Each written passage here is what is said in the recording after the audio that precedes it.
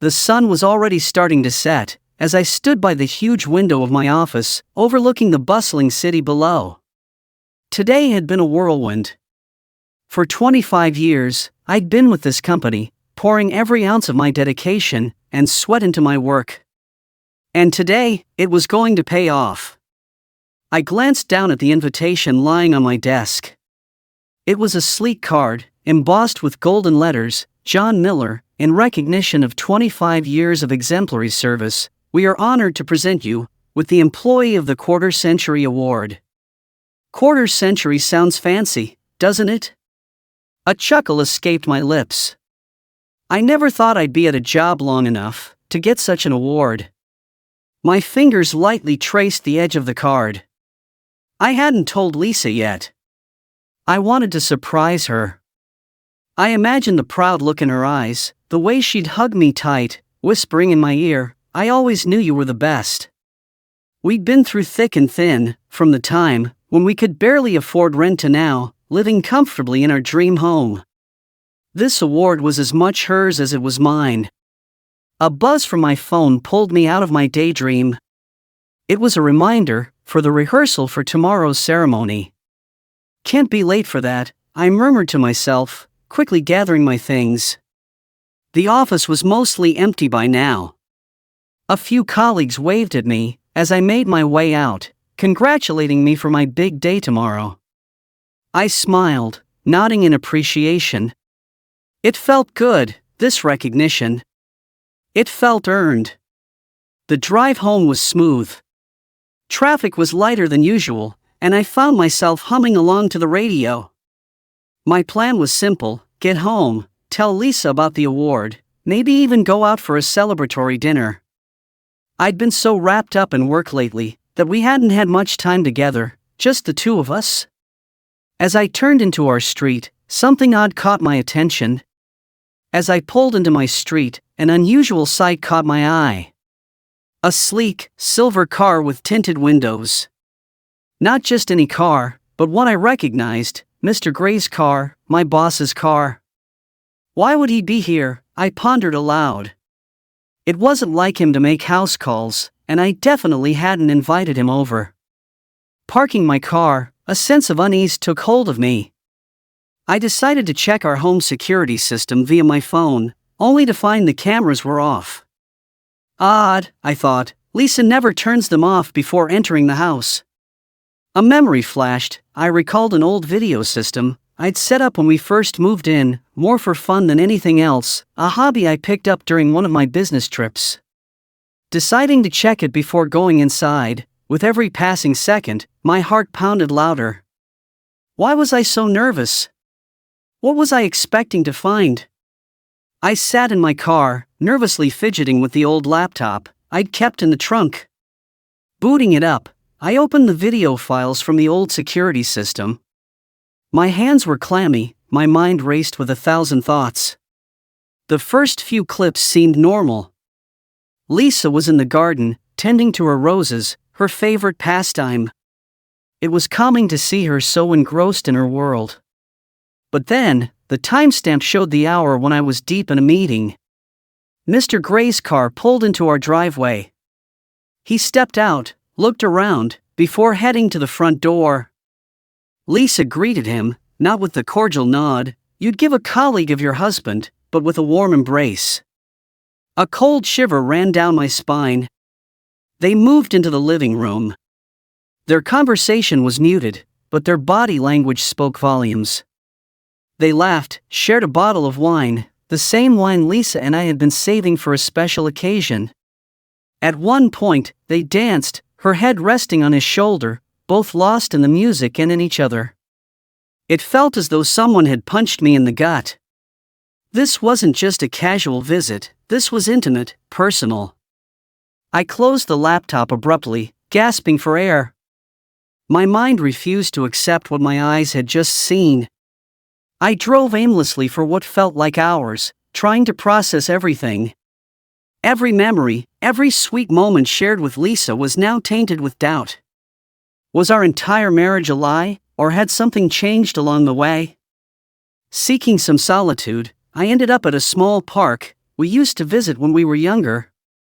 It was our spot, a place where we shared dreams, made plans, and promised to be each other's forever.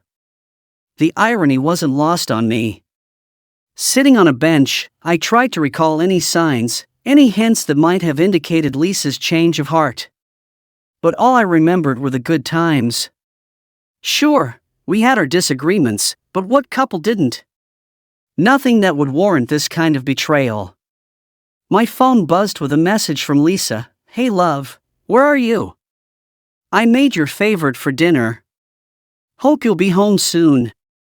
I stared at the message, feeling a strange mix of anger, sadness, and disbelief. How could she act so normal? Did she think I wouldn't find out, or did she not care? Tears threatened to spill, but I held them back. I needed to think, to plan my next move. I couldn't confront her without evidence, and I certainly didn't want to make a scene. I needed answers, but first, I needed to gather my thoughts. The sun was barely out, casting a dim golden hue over the city as I started my day. I hadn't slept much. Every time I closed my eyes, the images of Lisa and Mr. Gray replayed in my mind. It was torture. As I got into my car and drove to the office, I could feel a deep sense of unease. Every red light, every pedestrian seemed like an obstacle, delaying me from finding some answers to the chaos that had become my life. I had always taken pride in my office, a corner spot with a panoramic view of the city. But today, the skyline, usually a source of inspiration, felt mocking. Instead of focusing on work, I found myself watching the people down below, wondering how many of them carried secrets of their own. When lunchtime rolled around, I knew I couldn't face the office canteen. I texted Roger, "Need to talk. Usual spot in 20. His reply was instant, "Be there." Our usual spot was a small, out-of-the-way cafe where we'd shared countless conversations over the years. It was private, away from prying eyes and eavesdropping ears. As I sat waiting for Roger, the aroma of fresh coffee beans being ground felt oddly comforting. When Roger arrived, his face was lined with concern. "You look like hell," he said, ordering us both a coffee. Taking a deep breath, I relayed the events of the previous evening. He listened intently, only interrupting to ask clarifying questions. Once I finished, he took a long sip of his coffee, seemingly collecting his thoughts. "Before you confront Lisa," he finally said, "you need undeniable evidence. Something she can't refute." I nodded, recalling the grainy security footage. "But how?" He hesitated for a moment. "A private investigator. It's the best shot we've got." The idea seemed drastic, straight out of a detective novel, but I was desperate. Roger quickly jotted down a number. "Her name's Clara. She's discreet and the best in the business. Call her." With Roger's encouragement, I dialed Clara that evening. She had a calm, collected voice that instantly put me at ease. After explaining my situation, she agreed to take on the case. The next few days were a whirlwind of emotions. Clara was in constant touch, updating me on her findings. She tracked Lisa's movements, her meetings with Mr. Gray, and even their conversations. Each revelation was like a dagger to my heart. However, one evening, as I was poring over some reports, my phone buzzed with a message from Clara, "Urgent meeting needed. Tomorrow 9 a.m. my office." The weight in my chest grew heavier. What had she found? I arrived at Clara's office promptly at 9 a.m. The air was thick with anticipation. Her office was located in a nondescript building, ensuring her clients' utmost privacy. The room itself was dimly lit, with walls adorned with various awards and certifications. However, one particular wall caught my attention. It was covered in photos and strings connecting various clues, like a scene from a detective film. Clara, a tall woman with sharp features and an even sharper mind, gestured for me to sit. Without wasting any time, she turned on a projector. The screen lit up with images of Lisa and Mr. Gray, some of them in places I recognized, like our favorite restaurant and the park where we had our first date. She began narrating her findings. Over the past few days, I've observed a pattern. They meet up at least 3 times a week. It's not just casual encounters, John. She played an audio clip. Hearing Lisa's voice was painful, but what was more painful were the words she spoke. Her intimate tone with Mr. Gray and the laughter they shared. They discussed future plans, vacations, and even mused about a world where they didn't have to hide. I felt a rush of emotions, anger, sadness, disbelief. "How long has this been going on?" I asked, trying to keep my voice steady. "From what I've gathered, it's been at least a year," Clara responded. A year, a whole year of deception. I struggled to process it all. "Did you find anything on what they're planning next?" Clara hesitated for a moment before continuing. "There's an upcoming business trip. Both Lisa and Mr. Gray are booked for it, but the peculiar thing is they've booked a single room." It felt like the room was closing in on me. Clara handed me a folder containing all the evidence, photos, recordings, and even some of their message exchanges. "You deserve to know the truth, John. I'm sorry it had to be this way." I nodded, barely holding back tears. "Thank you, Clara." As I left her office, the reality of it all sank in. I had to confront Lisa, but the thought of facing her was daunting. How do you confront someone you've loved and trusted for over 2 decades? I drove around the city, lost in thought. Nightfall approached, and the city lights seemed to blur together. I pulled over, gazing at the river. The shimmering water reflected my own tumultuous emotions. Taking a deep breath, I picked up my phone and dialed Lisa's number. It was time for answers. The ringing of the phone seemed to last an eternity. When Lisa finally picked up, her voice was light, unsuspecting. "Hey, John. How was your day?" Hearing her voice brought a flood of memories, our wedding, vacations, shared laughter, and dreams for the future. But now, it all seemed tainted. I took a deep breath to steady myself. "Lisa, we need to talk. Can you come home now?" There was a pause. She must have sensed the urgency in my voice. "All right, I'm on my way." The waiting was torturous. Every tick of the clock felt like an echo in the vast emptiness of our home. The door creaked open, and Lisa walked in, concern evident on her face. "John, what's going on?"